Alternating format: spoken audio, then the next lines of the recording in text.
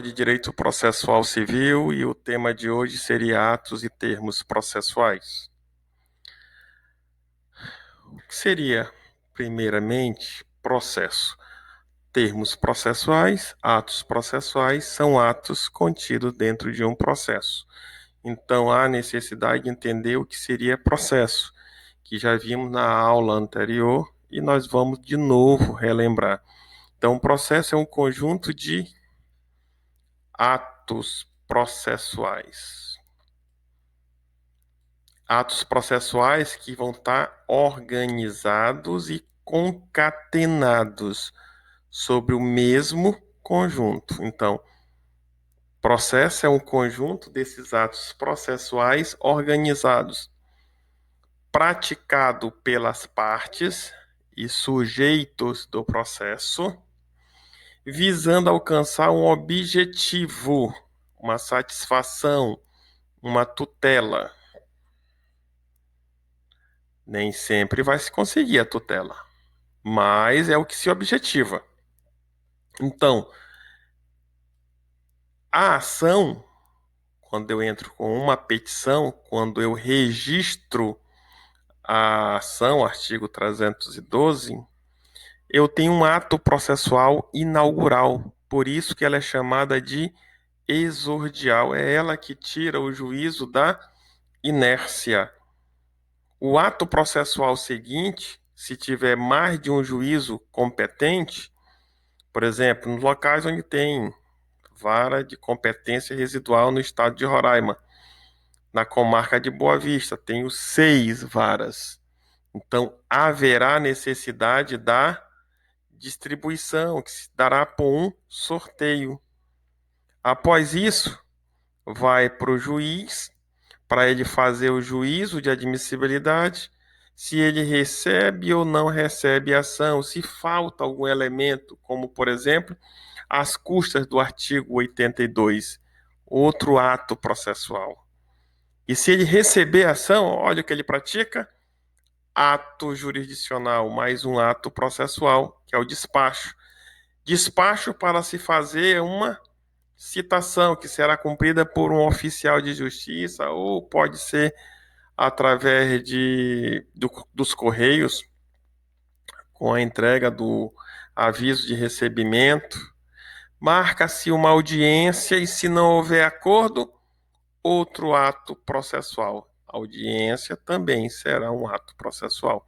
Então, nós vemos aqui, pelo que se demonstra o início de um processo, que o processo é tudo isso daqui. O conjunto de tudo isso eu chamo de processo. E o que seria o ato processual, então? O ato processual inaugural, ato da distribuição, ato processual, um despacho, citação é outro ato, contestação, outro ato. Então, atos são procedimentos praticados no curso de um processo. Por exemplo, a petição inicial, que nós já falamos, a defesa, a juntada de documentos, que são manifestação no curso, a sentença processual que o juiz pode dar, ou a decisão interlocutória, os recursos de apelação, recurso especial, recursos extraordinários, embargos. Tudo isso dentro de um processo é considerado ato processual. E para cada um dele tem uma hora específica, tem um tempo específico. Por isso ele é um conjunto de atos que está bem organizado. Se não estiver organizado e cumprindo no tempo correto, haverá ofensa do princípio do devido processo legal. O artigo 2º do CPC, e é o CPC que vai dar essa organização de como se faz um processo, qual é a ordem de cada fase processual. No artigo 2º diz que o processo começa com a iniciativa da parte. Quem inicia o processo? A parte legítima autora.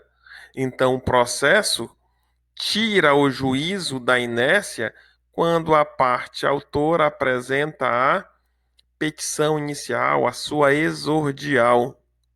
Mas o desenvolvimento desse processo se dá por impulso oficial, salvo aquelas exceções que exigem a provocação da parte para o processo continuar. Então, via de regra, o processo começa com uma exordial, uma inicial, uma ação inicial da parte autora, sempre não tem como o processo começar com uma ação da parte ré, porque a petição inicial é um ato processual da parte autora. E a contestação é um ato processual da parte ré em contrapor essa ação, em se manifestar, em impugnar os pedidos da inicial. Isso é chamado de atos processuais. Parte autora, parte ré. E o despacho do juiz. Ato processual do juízo. Vamos entender então melhor, um pouquinho, abrindo o procedimento do primeiro grau somente. Ato inaugural, petição inicial. O processo começa com alguém provocando o juízo para tirá-lo da inércia. E esse ato inaugural é chamado de petição inicial, que é proposta pela parte autora. Cartório distribuidor vai fazer a distribuição e o juízo vai dar uma decisão ou um despacho. Se receber e não tiver nenhuma tutela para ser dada, ele vai dar um despacho simples e manda citar. Se não receber, ele vai determinar emenda porque há um vício sanável. Ou vai dar uma sentença dizendo extingue-se o processo porque essa petição inicial, infelizmente, não serve para nada. E por mais que eu tente mandar emendar, o vício é insanável. Então não há possibilidade de emendar. Então ele vai dar uma sentença sem resolução do mérito. Ato do juízo. Provocação da parte autora. Ato do juízo. E quando o réu, não havendo autocomposição, 15 dias, apresenta a contestação ou a reconvenção, ato da parte ré. Então eu tenho ato da parte autora, ato do judiciário, do juiz, e ato da parte ré. Tenho também aqui, sentença, ato do juízo. Alegações finais, atos das partes, tanto a parte autora como a parte ré. E, inclusive, nas alegações finais, se for na própria audiência de instrução, não tendo o que inovar, e pode dizer alegações finais remissivas. O autor remete à inicial e o réu remete à contestação. A apelação, ato processual das partes com o fim de reformar a sentença. Isso tudo, apelação, sentença, vai ser estudado em aulas específicas. Então, em relação aos atos processuais, que nós estamos falando até agora de atos processuais, o artigo 93, inciso 9 da Constituição Federal diz que os julgamentos, marquem isso, os julgamentos serão públicos sob pena de nulidade. Via de regra, os julgamentos serão públicos. O artigo 11 do CPC, da mesma forma, os julgamentos serão públicos. Isso aqui é um ato processual? Sim, audiência de instrução e julgamento. Sessão de julgamento dos tribunais. São atos processuais e esses atos processuais de julgamento serão públicos. O artigo 770 da CLT diz o seguinte, eu gosto muito da CLT porque ela tem alguns artigos que foram feitos bem antigamente, mas que hoje têm uma maior facilidade de compreensão que o próprio CPC às vezes. Por isso que eu chamo até a CLT de vovó e o CPC de netinho, que nem tudo deixou bem claro para as partes. Mas O artigo 770 fala que os atos processuais serão públicos, não restringe só os julgamentos. Mas vamos já ver. O artigo 189 do CPC, atos processuais. Aí fica pensando, é restrito apenas ao julgamento ou aos atos processuais? Todos os atos processuais. Então, entendo que aqui o artigo 93 e o artigo 11 veio dizer que, olha, os julgamentos também dentro dos atos processuais serão públicos, desde que se respeite algumas regrinhas, não é tudo que é público assim não. Tanto é que na CLT ela diz salvo, ou deixa, traz exceção. A própria Constituição Federal fala em casos nos quais preserve-se o direito de intimidade ou que o sigilo venha prejudicar alguém que tem esse direito à intimidade, opa, não será público. Só que entre a preservação do direito de intimidade não pode prejudicar o interesse público à informação. Então, o juiz, na hora de dizer, olha, eu vou limitar o acesso a determinados atos, eu vou limitar o acesso às sessões de julgamento, porque eu vejo que a preservação do direito está acima do que o do interesse público. Não há necessidade do interesse público. Então, é o juiz que vai fazer vai sopesar esses direitos, o direito à intimidade, bem como o direito a o interesse público da informação. Via de regra, os atos são públicos. Aqueles que houver prejuízo, pode pedir, olha, não quero, quero que o ato seja reservado à presença das partes e do advogado. Os atos processuais podem ser eletrônicos também. E essa previsão vem no artigo 93. Ele pode ser totalmente digital ou parcialmente digital, conforme tiver o processo. A Lei 11.419, que nós vamos estudar mais no 7º semestre, que fala dos envios de petições, petições eletrônicas, ela diz que os envios de petições serão eletrônicos, inclusive a assinatura. Tanto o envio, desde o envio, sentenças, os atos, na verdade, processuais em geral, será processado por meio eletrônico. A Lei 11.419 regula os processos eletrônicos, só lembrando. E nós temos hoje, espalhados pelo ordenamento jurídico, o EPROC, o PJE e o ProJudica, aqui no estado de Roraima, temos o ProJudice. Todos eles têm as suas peculiaridades, o registro das petições e a intimação das partes, que se dá tanto no próprio programa, quando se acessa, como também se dá por e-mail. E hoje o e-mail é um elemento muito necessário, uma ferramenta de trabalho para todos os profissionais, evitando assim gastos com correios, com AR, ou deslocamento de oficial de justiça, além de trazer uma celeridade muito maior para as partes e comodidade. Vamos pensar o seguinte, aqui o artigo 88 fala: os atos e termos processuais independem de forma. O que significa isso? Que os atos processuais, via de regra, eles são informais. A petição inicial é um ato processual informal? Não. O artigo 319 diz as formalidades que deverá ser atendida na petição inicial. Ele diz: a petição inicial conterá formalidades. E embaixo tem os 7 incisos que fala de todas as formalidades da petição inicial. A contestação é um ato informal? Artigo 336 tem que trazer todas as matérias. As juntadas no documento tem que ser escrita por petição. Eu junto nos autos.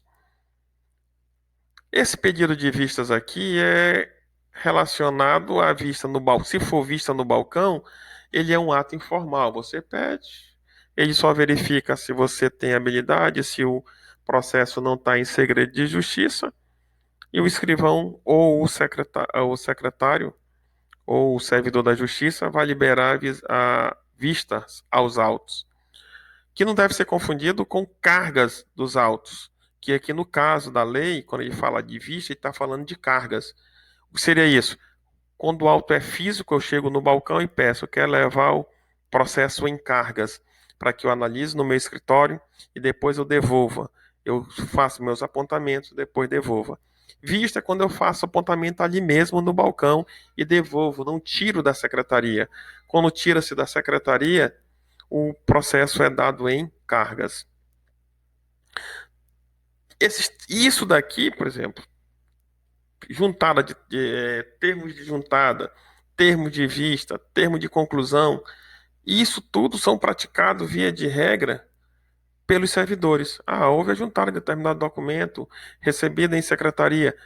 Não é ato praticado via de regra pelo juiz. Eles são praticados pelo escrivão ou chefe de secretaria, por servidores da justiça. Mas o que seria termo, por exemplo, também? Eu não posso me confundir essa palavra termo processual com o termo do direito civil. Condição e termo. É quando eu faço algo sob a termo. Não é nada a ver com isso. Esqueça um pouquinho essa parte de direito civil e vamos trabalhar com o direito processual. Quando ele fala de termo documental, documento. Termo de juntada é um documento. Termo de vistas também é um documento. Quando você pede cargas, que é o caso que ele está falando aqui, esse termo de vista relaciona a cargas, carga do processo. Ele vai te dar um documento onde você assina dizendo que você está recebendo o documento em cargas. E quando você voltar, você pede assinatura de novo daquele servidor que estiver ali, seja escrivão, seja chefe de secretaria, ou qualquer um outro servidor que tenha ali para receber o processo. Ele vai dar a vista para você e você leva de volta. Então são chamados de termos isso daí. Temos também termos que está no artigo 840. O que seria isso? Volto de novo para a CLT, que ela consegue trazer algumas informações que o CPC ainda não tem, mas como ele é único, você clareia. Tem como clarear um pouquinho mais o entendimento. Na Justiça do Trabalho, a reclamação, que é uma espécie de petição inicial, ela pode ser escrita ou verbal. Ora, se ela for escrita, ela atende aquela formalidade do artigo 840, parágrafo 1º, que também completa-se com o artigo 319 do CPC. 319 é um artigo que não pode sair da minha cabeça, é a formalidade de uma petição inicial. Se eu quero fazer uma petição inicial, eu tenho que entender o artigo 319. E qualquer petição eu faço com o artigo 319. Só que na Justiça do Trabalho, assim como nos juizados especiais cíveis, artigo 14, essa petição inicial ela pode ser verbal. O que significa verbal? Comparecer pessoalmente e reclamar. Olha, eu tenho uma reclamação contra um empregador. Não tenho condição de pagar advogado. Venho pessoalmente na justiça. Princípio da inafastabilidade da jurisdição. O servidor da justiça vai dizer aquele que for destinado a isso, que tiver capacitado para isso, vai chegar, eu vou te ouvir. Só que quando ele ouve, ele vai reduzir aquela verbal, será reduzida a termo. Então, temos também termo, documento produzido com as declarações verbais de um reclamante. Na audiência de conciliação, ela é oral, ela pode ser gravada e depois aquilo que foi pronunciado é reduzido a termo. Termo vira um documento escrito. Então, Tiradas essas dúvidas, vamos voltar aqui para os atos das partes. Quem são as partes no processo? Autor e réu. Sujeito no processo, o juiz pratica também atos no processo, os servidores da justiça, nós já falamos aqui, também praticam, então são chamados de sujeitos do processo.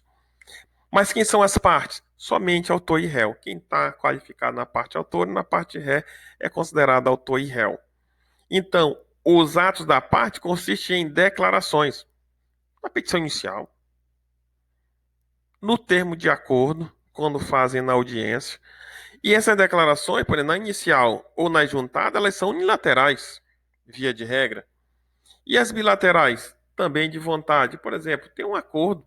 Um acordo é uma declaração bilateral de vontade, quando você faz o acordo em audiência de conciliação, ou mesmo fora dela e pede para o juiz homologar. Então, são declarações.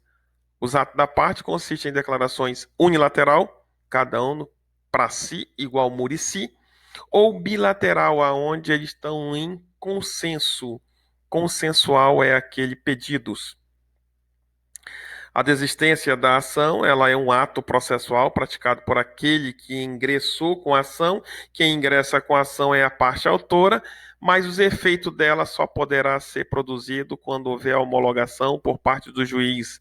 E essa homologação se dá através de sentença. Artigo 487, inciso 3, quando o juiz homologar. Vamos para o artigo 209. Atos e termos processuais devem ser assinados. Quem praticar o ato, assina o ato para dar validade. Quando houver uma impossibilidade, olha aqui quem vem de novo, servidores da justiça certificam aquele termo. Tem fé pública o servidor? Tem. Então, como tendo fé pública, ele pode certificar que a pessoa estava presente no ato em si. Não se admite nos termos e nos atos processuais espaços em brancos, rasuras, emenda, entrelinhas, salvo se esse ato for inutilizado ou havendo entrelinhas, emendas e rasura, houver ressalvas, uma notinha explicativa a respeito daquela situação. Mas, via de regra, os atos e termos processuais não podem ter espaços, rasuras, emendas e entrelinhas, salvo se forem inutilizados ou tiver uma expressa ressalva. Para redigir os atos e termos processual, é obrigatório o uso da língua portuguesa. Por que o legislador colocou isso? Para evitar a dificuldade de uma parte em trazer um documento em uma língua estrangeira e a outra parte não conseguir entender aquele documento. O processo tem que ser transparente. E se eu quero uma transparência dentro de um processo, usa-se uma língua que é acessível para as partes. Apesar de alguns advogados exagerar no jargão jurídico e também utiliza uma língua bem rebuscada. Usa muito o famoso juridiquês, que é pedido para ser afastado. Quanto mais simples se fala dentro de um processo, mais fácil você é compreendido pelo juiz e pela parte contrária. Mais transparente e tranquilo fica o processo. Caso o documento não tenha como ser redigido em português, advém de um outro estado, um estado estrangeiro, o que se requer? Que ele sempre venha acompanhado com uma versão em português, e essa versão tem que estar juramentada, ou seja, firmada por tradutor juramentado, para que essa tradução expresse a verdade. e não haja distorção. Então, qualquer professor de inglês pode fazer isso? Não, tem que ser tradutor juramentado. Os atos do juiz, e vamos botar aqui, ó, esse caso aqui, por causa da sentença, eu vou considerar ato do juiz monocrático, porque a sentença é somente praticado por juiz monocrático. Mas os pronunciamentos jurisdicionais, pronunciamento para dizer a jurisdição, jurisdição, dizer o direito. Então, os pronunciamentos jurisdicionais são os pronunciamentos na qual o juiz diz o direito, seja ele por sentença ou decisão interlocutória. E os despachos? Os despachos não têm natureza decisória. Então, é o meio pelo qual é um pronunciamento jurisdicional pelo qual o juiz impulsiona o processo. Que o processo tem que ser impulsionado. Então, despacho para citar, para designar audiência, impulsiona seu processo. O que ele diz no artigo 1º? Que sentença é o pronunciamento pelo meio do qual, sei que é um pronunciamento jurisdicional, que tem natureza decisória, porque o juiz vai decidir o processo. Por fim, a fase inicial do procedimento comum, a fase inicial de conhecimento, a fase de primeiro grau, bem como ela extingue a execução. Artigo 316, sentença final. Terminou a execução, terminou o processo, terminou completamente com o artigo 316. Põe fim ao processo. Decisão interlocutória, também pronunciamento jurisdicional que tem natureza decisória, o próprio nome já está dizendo, decisão interlocutória, só que essa é uma decisão que não põe fim à discussão, ela é uma decisão interlocutória, entre duas locuções, e nós sabemos que um processo, quem fala primeiro é o autor, então é a locutória inicial, locução inicial, o autor. Quem fala por último e põe fim à fase de discussão em primeiro grau é o juiz através de uma sentença. E entre a petição e a sentença podem haver decisões interlocutórias, liminares, que são dadas através de decisão interlocutória. Eu tenho uma liminar, é uma decisão provisória, é uma tutela provisória, não tem caráter definitivo. Quem tem caráter definitivo é a sentença.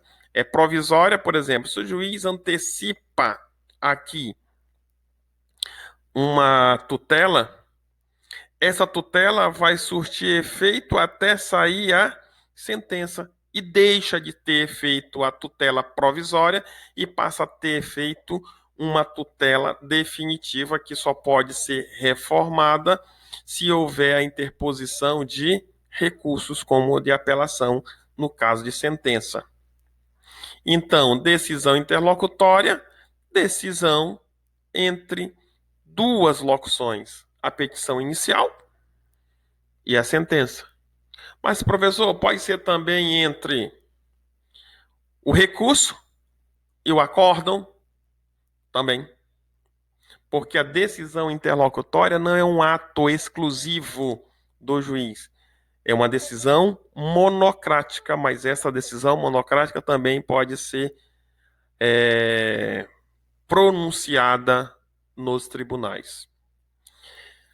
Despacho, então, sentença tem natureza decisória, decisão interlocutória também tem natureza decisória. Tanto é, artigo 1009 diz, toda vez que tiver uma decisão, cabe recurso. Artigo 1009, contra a sentença, cabe apelação. Decisão interlocutória, artigo 1015, contra a decisão interlocutória, cabe agravo de instrumento. E despacho, artigo 1001, contra despacho não cabe recurso. Por quê? Porque o despacho serve apenas para impulsionar o processo. A parte final do artigo 2º, A parte inicial diz: o processo inicia com uma provocação da parte autora por meio de uma petição inicial e se desenvolve através de impulso oficial, dados através de despachos. Mas é lógico que também o juiz pode impulsionar o processo através de uma decisão interlocutória. Sim, mas a decisão interlocutória pode, como o nome trata de decisão, ela pode trazer prejuízo para as partes. E em trazendo o prejuízo da parte, as partes podem apresentar o respectivo recurso. E os atos meramente ordinatórios são atos praticados, são pronunciamento do juiz, porque está aqui no artigo 203, na cabeça, dizendo: os pronunciamentos do juiz consistirão. Sentença, decisão interlocutória e despacho não fala dos atos meramente ordinatórios. Então, lógico que o despacho não é um pronunciamento do juiz.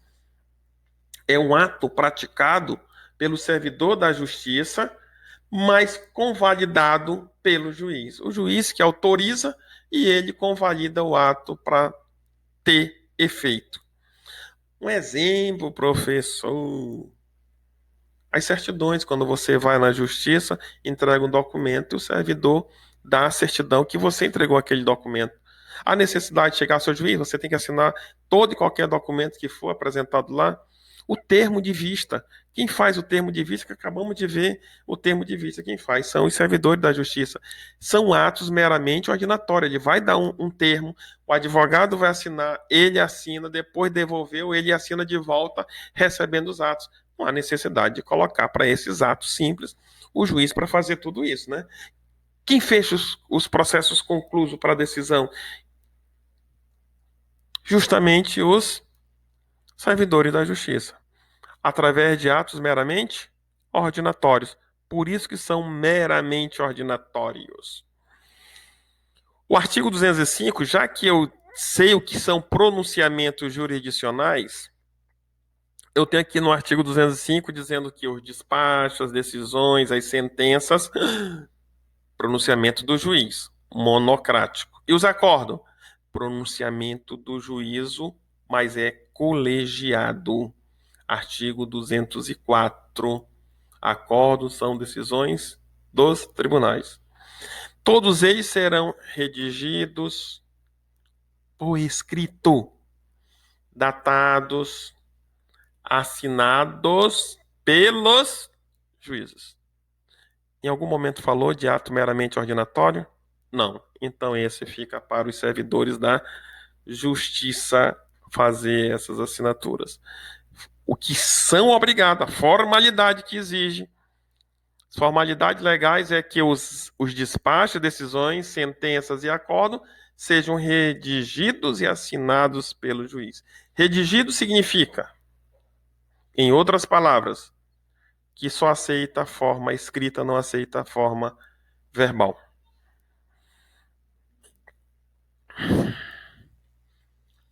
Acórdão colegiado, decisões dos tribunais. Agora vamos voltar um pouquinho. Eu estou vendo aqui que acórdão é uma decisão do tribunal. É colegiada, portanto, o acórdão ele vem de um julgamento após aquela sessão de julgamento, onde o relator lê seu voto e os outros dois julgadores acompanham ou não, que nós já vimos ou veremos isso em apelação. Mas gera uma dúvida. Está dizendo assim mesmo: o acórdão serão redigidos, vamos tirar só essa partezinha aqui, datado pelos juízes. Mas, professor, não é tribunal. Tribunal regional, vamos pensar, Tribunal de Justiça e Tribunais Regionais Federais. Desembargadores, segundo grau de jurisdição. Tribunais superiores. Tribunais superiores, eu tenho STJ, TSE, TST, STM. Ah, professor, tribunais é ministros superiores. E o Tribunal Supremo? Tribunal Supremo não é Tribunal Superior. Tribunal Supremo é uma jurisdição especial ou quarto grau, como muitos desses ministros do STF se consideram juízes de quarto grau. Opa, juízes. Todos eles são juízes? Sim. Só que em segundo grau, o nome desses juízes é dado de desembargadores.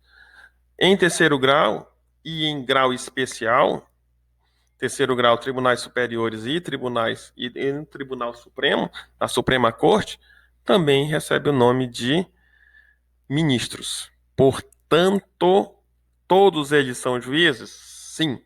Por isso fala-se muito o termo juízes. Então, os pronunciamentos de juízes, aqui eu digo, por causa da sentença, é monocrático. Mas no artigo 204, colegiado. Tirada essa dúvida, vamos continuar. Já falamos que a sentença põe fim à fase de execução. Opa, onde nós falamos isso? Extingue a execução, põe fim ao processo. Essa é considerada a sentença do 316. A extinção do processo se dá por sentença e vem após a fase de execução. Se não houver o trânsito em julgado antes por ninguém ter recorrido da sentença que julgou o primeiro grau. Mas vai ter que dar a segunda sentença. Artigo 201. As partes podem exigir recibos das petições. Apresentei uma petição. É físico.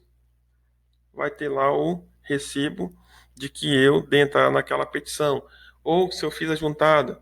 E isso no caso de documentos com processos físicos. Nos eletrônicos, automaticamente você entra, você já tem um registro lá e não precisa mais desse recibo que você deu a entrada para comprovar aquele famoso recebido em.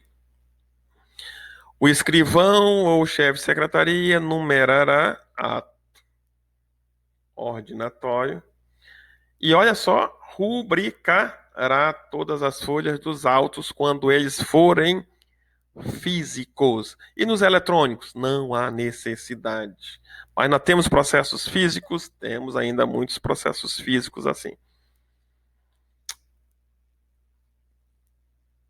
Da sentença. Sentença tem natureza decisória, cabe apelação. Da sentença tem natureza decisória. Sentença, ato do juízo. Sentença tem natureza decisória, pode provocar prejuízo para as partes. Qual o direito das partes? Ingressar com apelação. Acordam. Acordam, decisão dos tribunais. Ato do juiz. Pode provocar prejuízo às partes? Sim, porque tem natureza decisória. Então, recurso especial de acordo com o artigo 1029. Decisão interlocutória. Ato do juiz. Tem natureza decisória? Tem. Pode causar prejuízo? Pode. Então, tem direito às partes do agravo. Ato processual do juízo. Ato processual das partes. Mas, professor, você não falou do despacho? Falamos. Foi o quê? Impulsiona o processo, não tem natureza decisória. Se não tem natureza decisória, não cabe recurso nos termos do artigo 1001. Dos despachos não cabe recurso. Da sentença, do agravo e dos acórdãos, cabem recursos porque tem natureza decisória. Quais são os elementos que deve conter a sentença? Eu não digo só a sentença, todo o ato processual que tiver natureza decisória. E lembramos que os atos processuais, via de regra, independem de forma. Mas, professor, então eles são informais. Beleza, é o que diz o artigo 188, não vamos questionar. Mas e a sentença? A sentença é um ato processual formal, assim como a petição inicial é um ato processual formal. Beleza? Sentença. Quais são os atos que devem ter? Relatórios dos fundamentos jurídicos, que é o coração, e a parte dispositiva, que é diante do exposto, defiro, indefiro, recebo, não recebo. Essa é a parte dispositiva.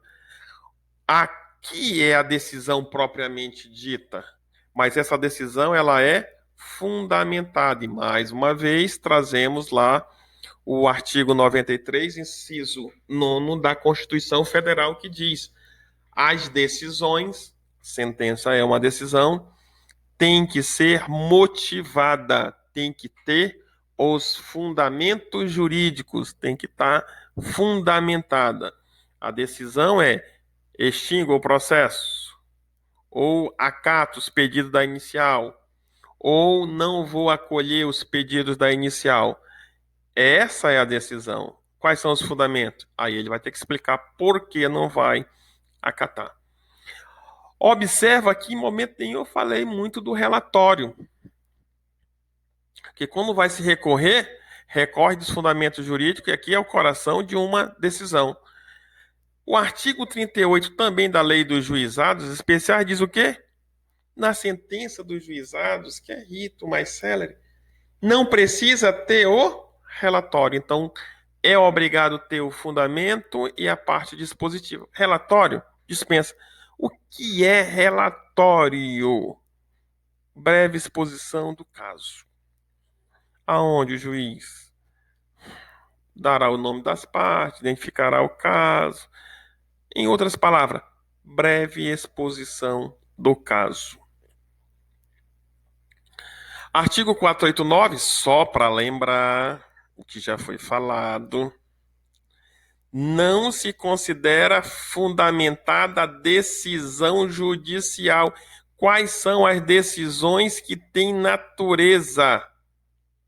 Ou seja, quais são os pronunciamentos jurisdicionais que têm natureza de decisão? E aí é considerado decisão, julgamento. Aí ele fala, qual seja ela? Decisão interlocutória, já vimos. Sentença, vimos. Acórdão, vimos. Opa, faltou o despacho. Despacho não está aqui porque despacho não tem natureza de decisão. É um pronunciamento sem natureza de decisão. Então, parafrasear, jogar jurisprudência sem fazer o enquadramento com o caso em questão é considerado sentenças ou decisões com vícios. As sentenças elas vão ter uma imutabilidade depois que elas são publicadas. Sentença é uma decisão que ela deve ser publicada para as partes, para que as partes tenham ciência daquela decisão e apresente os respectivos recursos. E ela vai ser com ou sem resolução do mérito. Sentença sem resolução do mérito. O juiz não enfrenta a causa de pedir e o pedido da parte autora. Com resolução do mérito, o juiz enfrenta a causa de pedir e os pedidos da parte autora. E nesse caso ele vai acolher ou rejeitar o pedido. Mas, professor, tem situações onde ele não enfrenta e é considerado resolução do mérito. Acertado. Quando ele homologar, e nós já vimos lá, o reconhecimento da procedência do pedido pela parte ré, ou seja, ele fala, eu reconheço a procedência do pedido formulado na inicial. A parte autora, a parte ré pode fazer isso. O juiz não vai querer saber, só reconhece e dá e aplica aquela pena para a parte ré cumprir. Ela já está reconhecendo. Então não há necessidade de enfrentar o mérito. Quando houver a transação, o que é a transação? Pô, professor, como é que é complicado? Transação é autocomposição. Onde está isso? Artigo 334, parágrafo 11 do CPC diz que o acordo será homologado por sentença. Que tipo de sentença? Sentença de mérito, artigo 487. Mas ele não enfrenta o mérito? Não enfrenta o mérito, aceita o acordo das partes e foi feita a transação. Mas ela tem natureza de colocar, é necessário colocá-la como com resolução do mérito para evitar que a parte ingresse novamente após uma transação, ingresse novamente se estiver lá no 487 ou no 485, por exemplo. O próprio artigo 486 diz que não impede de entrar novamente quando for sem resolução do mérito. Então, quando é com resolução do mérito, impede que ingresse novamente com nova ação. Acordou, está acordado. Se ficar arrependido, não vai alterar. Mas, se tiver vício, ele pode entrar com uma ação rescisória, do artigo 966. Então, somente ação rescisória. Quando houver a renúncia formulada na ação, então a própria desistência da ação, mas em relação à pretensão que foi feito na ação ou a pretensão da reconvenção. Lembrando que a reconvenção, aqui no caso, é uma petição apresentada pelo réu que tem natureza de inicial, que lá na frente nós iremos estudar com mais calma. Por isso que ele diz, olha, a procedência do pedido formulada na ação, que é a petição inicial, ou na reconvenção, que também tem natureza de petição inicial. A ação é da parte autora e a reconvenção é apresentada pela parte ré, mas ela é apresentada na contestação. Artigo 841 diz o quê? Eu estou na dúvida aqui do que seria notificação. Deixa eu pensar. A CLT diz que no artigo 841, assim que for recebida e protocolada a reclamação. Primeira pontuação. Primeiro eu protocolo. Artigo 312. Artigo 334. O juiz vai dizer se recebe ou não no juízo de admissibilidade. Então, só houve uma inversão. Então, é protocolada e recebida a reclamação. O que seria a reclamação? A reclamação seria a petição inicial. O servidor da justiça, seja ele escrivão, chefe de secretaria, dentro do prazo de 48 horas, o prazo aqui é de 48 horas. Lá tem até 30 dias para designar a audiência e encaminhar. Artigo 334, nós podemos fazer um paralelo dos dois. Remeterá a segunda via da petição. A segunda via da petição quer dizer a contrafé. Ou do termo. O que é o termo? Foi feito verbal e reduzido a termo. Nós já vimos isso lá atrás. Beleza. Ao reclamado. Quem é reclamado numa reclamação trabalhista? Reclamação trabalhista, a parte autora é chamada de reclamante. A parte ré é chamada de reclamado. Então, ele vai encaminhar a segunda via da petição reclamado. Notificando. Ora só o termo.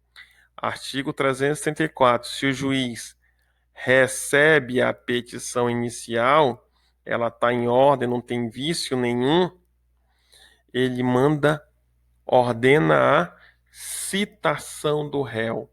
Então, se eu comparar o artigo 841 com o artigo 334, eu percebo que quando ele fala que a notificação do reclamado pela primeira vez, foi recebida e protocolada. Então, o próximo passo, citação do réu para que ele tenha ciência que existe uma ação contra ele, porque o juiz recebeu. Então, é chamado de citação. Então, eu posso dizer que notificação é a mesma coisa na trabalhista que a citação. Então, na civil é comum você ter mandado de citação. Na trabalhista, mandado de notificação. Perfeito. Muda a data porque só será desimpedida 5 dias antes, enquanto o artigo 334 fala de 20 dias úteis. Então, em ambos os casos são dias úteis, por causa do artigo 775 da CLT. Agora veja só, parágrafo 2º. O reclamante será notificado no ato da apresentação da sua petição inicial. Eu vi também isso lá no CPC. Só que ele fala assim mesmo. O autor será intimado no ato que apresentar a petição inicial. Notificar é citar, notificar é intimar.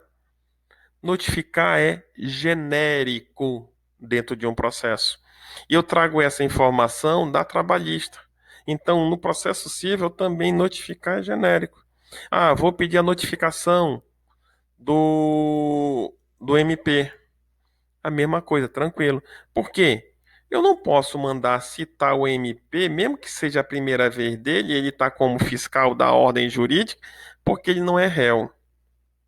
Intimação, eu posso mandar intimar o MP, porque é um ato pelo qual se dá ciência dos atos, dos termos do processo. Mas só que a intimação deixou de ser a primeira vez. Observa, o réu na primeira vez ele é citado e depois passa a ser intimado, já tem conhecimento. O autor entrou com ação, ele nunca será citado, porque ele sempre será intimado. Não quero utilizar nem citação, intimação, estou fazendo uma confusão doida. Utiliza a notificação. Vamos verificar, por exemplo, eu não sei se já ouviram algum amigo que teve uma multa de trânsito. É lógico que nós nunca recebemos multa de trânsito, por isso que eu pergunto de um amigo. Aí esse amigo recebeu a multa de trânsito, vem escrito aqui, notificação. Notificar para que comece ele pagar ou apresentar a defesa. No momento que ele apresenta a defesa, começou o processo. Antes não tem, só é paga ou apresenta a defesa. Apresentou defesa, começou o processo. E pode ver que vem com o nome de notificação. Cliente que eu não quero mais continuar no processo. Eu vou mandar citá-lo? Não, eu vou fazer uma notificação extrajudicial. Notificação. Quando também tiver na dúvida, notificação serve para citação ou intimação. Via de regra, citação, primeira vez. Via de regra, intimação, já tem conhecimento do processo. O que seria carta de ordem, carta rogatória e carta precatória? Que nomes complicados de entender. Quem roga, roga alguém maior.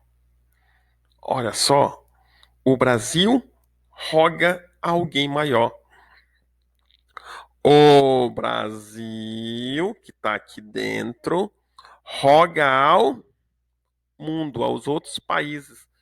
Carta rogatória. Rogai por nós. Então, carta rogatória. Se quero mandar uma intimação, uma citação para alguém que está fora do Brasil, é chamado de carta rogatória do Brasil para qualquer lugar do mundo. Carta rogatória de juízo para juízo. O que seria carta de ordem? Pronto, beleza. Rogatória, já sei, estou rogando, rogo para alguém maior. A Justiça do Brasil é uma das justiças existentes no mundo. Então, eu vou rogar para o mundo. Carta de ordem. Ordem significa hierarquia. Ordenar, manda, quem pode obedece, quem tem juízo. Então, carta de ordem. Um grau superior pede para um grau inferior, ou seja, terceiro grau pede para o segundo grau. Tribunais regionais. Tribunais regionais pede para o primeiro grau, para as varas.